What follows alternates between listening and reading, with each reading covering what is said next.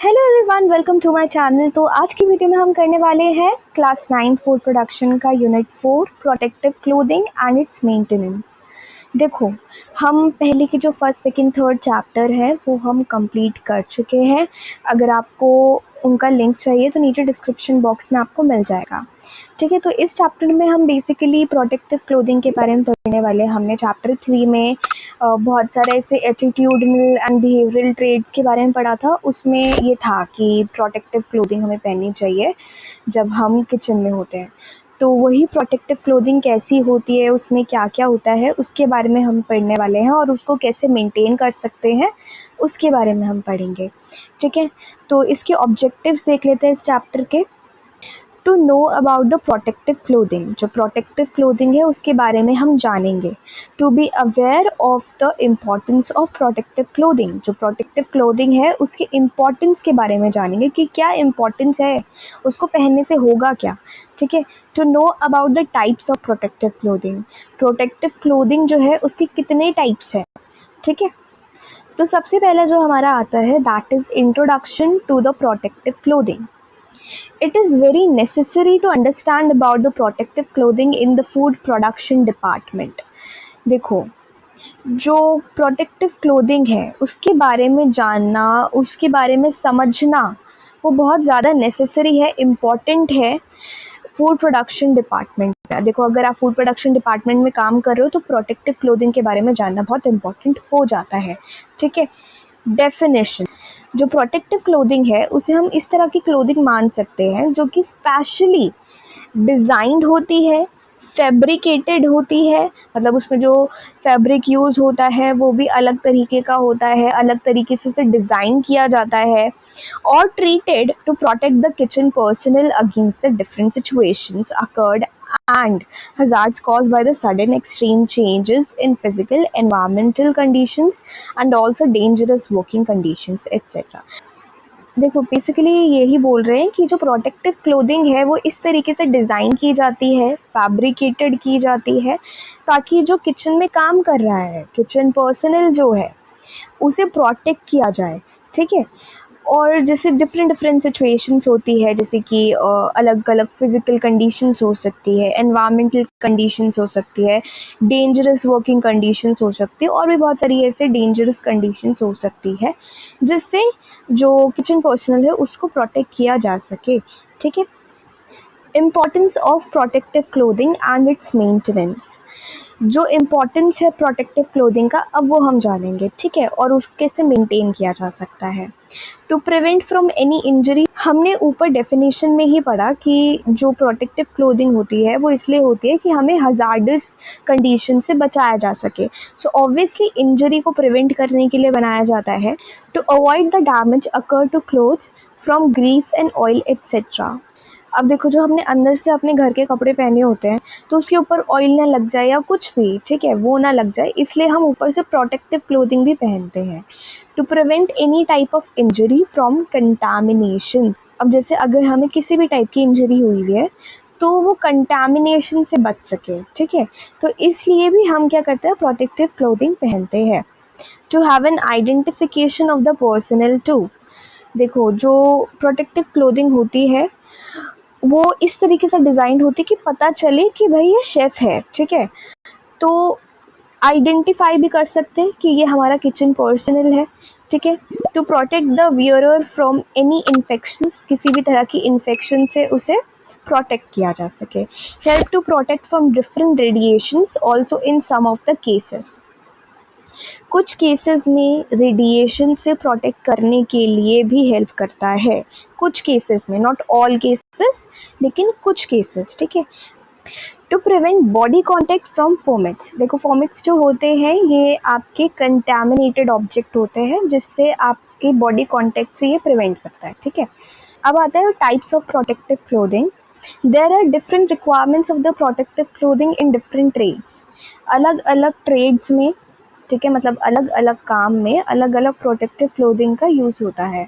ठीक है, we are going to discuss the clothing required for the food production personnel. सिर्फ food production की protective clothing के बारे में पढ़ेंगे, ठीक है।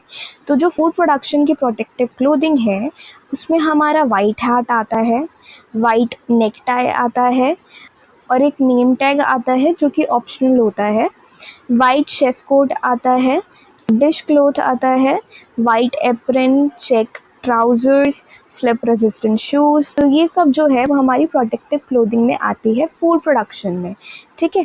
तो यहाँ पे आप देख भी सकते हो ये हमारी हैट है, ये हमारा नेक टाई है ये जो है, और ऑप्शनल नेम टैग ये है आपका जिसमें आपका नाम लिखा होता है, जो किचन पर्सनल होता है उसका नाम लिखा होता है।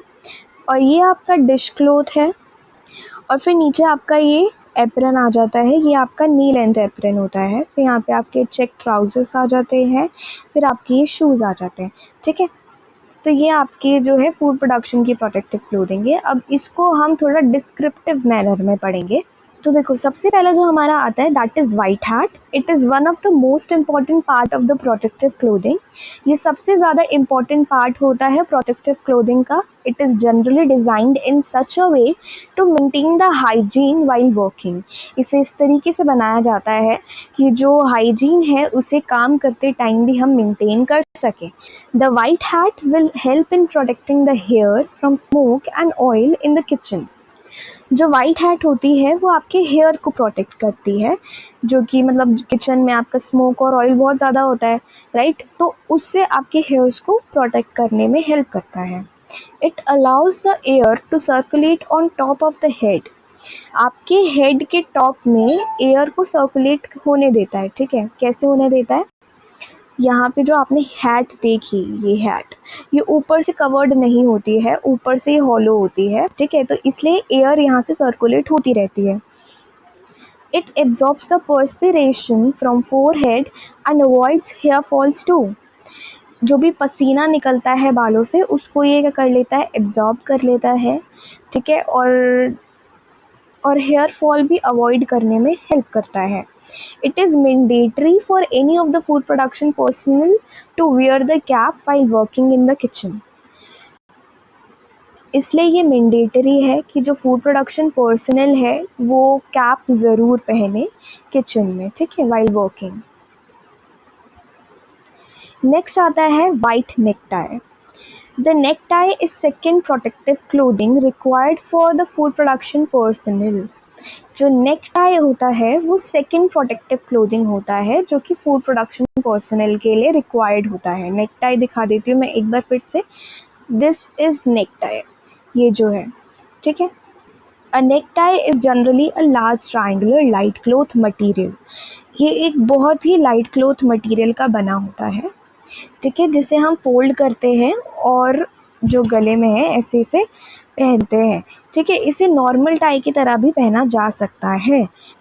देखो आजकल के टाइम पे जो एयर कंडीशनड किचन है, मतलब जो एसी वाली किचन है, ठीक है, तो वहाँ पे नेक टाई इतना ज़्यादा इम्पोर्टेंस नहीं रखता है, but it is always regarded as respect by professionals. लेकिन हमेशा ये प्रोफेशनल्स के through as a respect regard किया जाता है, ठीक है। इसे एज अ रिस्पेक्ट दिखाया जाता है कि अगर आपने ये पहना है तो आप बहुत रिस्पेक्टफुल हो, ठीक है।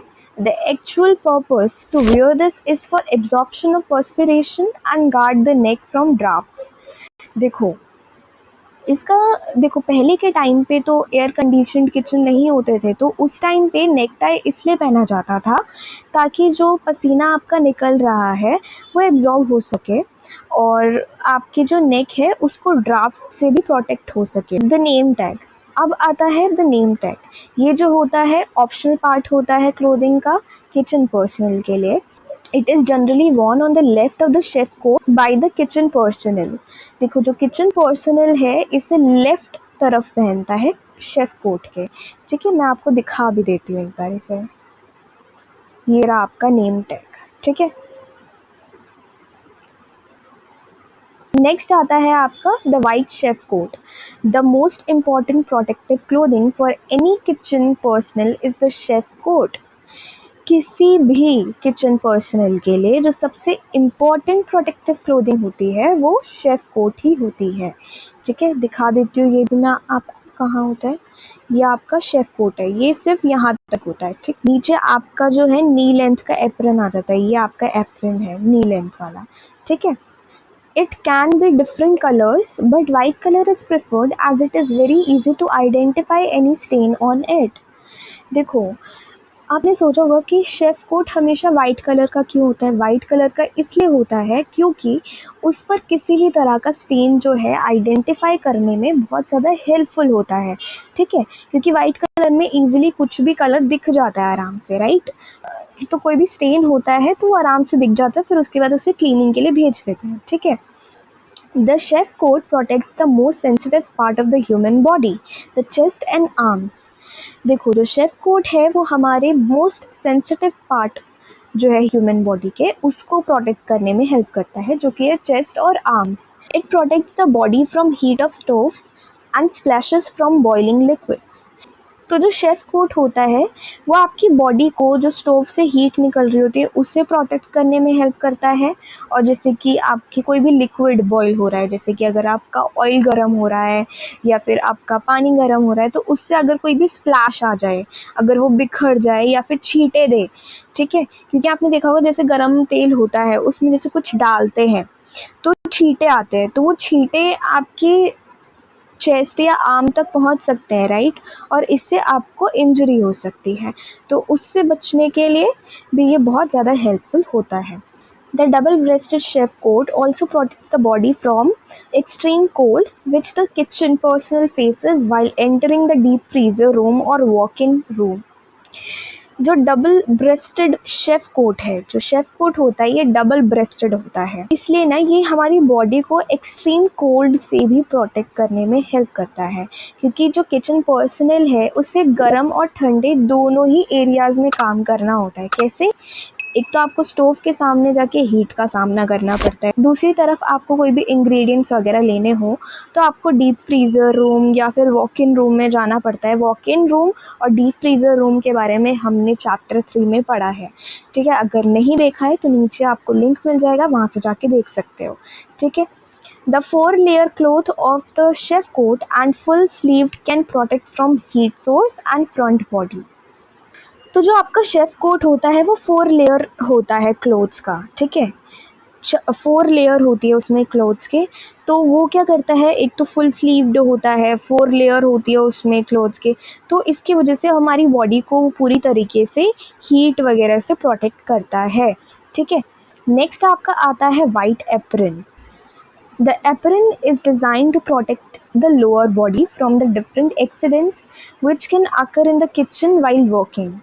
काम करते टाइम किचन में कुछ भी ऐसा एक्सीडेंट हो जाता है तो वो हमारी लोअर बॉडी को प्रोटेक्ट करने में हेल्प करता है, जो एप्रन होता है। ठीक है, दिखा देती हूँ एप्रन कैसा होता है। तो देखो, ये आपका वाइट एप्रन है जो कि नी लेंथ का होता है। ठीक है, ये आपका यहाँ से लेकर यहाँ तक नहीं होता है, ये आपका यहाँ से स्टार्ट होता है। ठीक है, इसके ऊपर आपका शेफ कोट होता है। It is worn around the waist and sometimes hanged from the neck. देखो, जो वाइट एप्रन होता है इसे वेस्ट के अराउंड वॉर्न किया जाता है, मतलब पहना जाता है, जैसे कि अभी हमने ऊपर देखा। ठीक है, लेकिन कभी कभी हम इसे नेक से भी हैंग करके पहनते हैं, क्योंकि आपने कभी कभी अपनी मम्मी को भी देखा होगा पहनते हुए। ठीक है, it is very convenient to change the apron. Apron को चेंज करना बहुत ज़्यादा कन्वीनियंट होता है, मतलब ईजी होता है। ठीक है, so it also allows the kitchen personnel to help him in keeping clean. अब क्योंकि जो आपका एप्रन होता है वो कन्वीनियंट होता है चेंज करने के लिए, बहुत ईजिली चेंज कर सकते हो आप, इसलिए जो किचन पर्सनल है वो अपने आप को क्लीन रख सकता है आराम से। ठीक है, वरना वहीं पे अगर उसने शेफ कोट पहना होता तो उसको चेंज करना बहुत ज़्यादा डिफ़िकल्ट हो जाता, क्योंकि इसमें इतने सारे बटन्स हैं, इतने सारी लेयर्स हैं, इतना कुछ है, तो इसलिए जो एप्रन है उसको चेंज करना इजी होता है। नेक्स्ट आता है डिश क्लॉथ। डिश क्लॉथ मैं आपको दिखा देती हूँ कहाँ होता है डिश क्लॉथ। ये रहा आपका डिश क्लॉथ। ठीक है, ये आपका यहाँ पे ऐसे टंगा हुआ होता है। It is kind of a T towel. It is very helpful in protecting the kitchen personal from heat while handling hot pans and pots। देखो जो डिश क्लॉथ होता है ये आपका टी टाल की तरह होता है, ये बहुत ज़्यादा हेल्पफुल होता है किचन पर्सनल को जो हीट है उससे बचाने के लिए। It is neatly folded and hanged on left side of the waist. इसे नीटली फोल्ड किया जाता है, मतलब अच्छे से फोल्ड कर दो और फिर उसके बाद लेफ़्ट साइड में इसे टांग दिया जाता है, हैंग कर दिया जाता है वेस्ट पर, ठीक है। It should be always dry, particularly while using for hot pans and hot pots. Dish cloth जो है वो हमेशा ड्राई होना चाहिए, पर्टिकुलरली जब हम हॉट पैन्स और हॉट पॉट्स के लिए यूज़ कर रहे हो तो। नेक्स्ट आता है चेक ट्राउज़र। तो देखो चेक ट्राउज़र ये आपके, ठीक है, ये आपके चेक ट्राउज़र्स हैं। फिर नेक्स्ट आपका शूज़ आ जाता है, ठीक है। Trouser is the protective clothing which should be comfortable to wear. Trouser जो है वो एक ऐसी प्रोटेक्टिव क्लोथिंग है जो कि पहनने में कंफर्टेबल होनी चाहिए। It protects the lower part of the body, ये बॉडी के लोअर पार्ट को प्रोटेक्ट करने में हेल्प करता है, which is not guarded by the apron, जो एप्रन के थ्रू गार्ड नहीं होता है, ठीक है। जैसे कि हम यहाँ पे देख सकते हैं, देखो जो आपका नी लेंथ का एप्रन है सिर्फ वो नी लेंथ तक ही आ रहा है, उसके नीचे नहीं आ रहा है, तो उसके नीचे जो है आपका ट्राउज़र पहना जाता है जो कि आपको किसी भी हज़ार्डस कंडीशन से बचाता है। It can be of different pattern but the check pattern is common in the hospitality industry. जो पैटर्न है ट्राउज़र का वो आपका अलग अलग पैटर्न हो सकता है, लेकिन जो चेक पैटर्न है बहुत ज़्यादा कॉमन है हॉस्पिटैलिटी इंडस्ट्री में, तो इसलिए बहुत ज़्यादा यूज़ होता है, ठीक है। नेक्स्ट आपका आता है a pair of shoes slip resistant.